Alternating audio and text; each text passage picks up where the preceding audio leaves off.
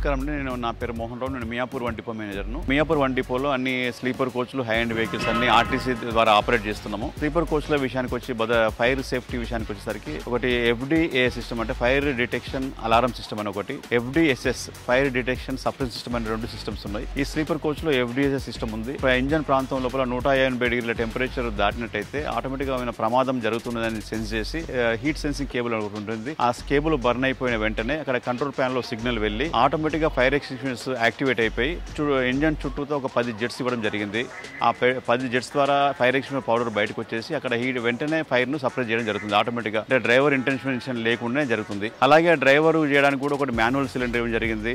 అట్లాగే emergency door కూడా ఉంది. ఎమర్జెన్సీ డోర్ దగ్గర ప్యాసింజర్లకు అవగాహన కల్పిస్తున్నాము. వాళ్ళు కూడా ఆపరేట్ చేసే విధంగా ఒక 5 కేజీస్ ఫైర్ ఎక్స్టింగ్విషర్ కూడా ప్రొవైడ్ జరిగింది. తర్వాత ఏమైనా ప్రమాదం వచ్చినట్టయితే వెంటనే మన లోపల స్మోక్ గానీ బయటికి పంపడానికి రూఫ్ హ్యాచెస్ అని 2 ఇవ్వడం జరిగింది.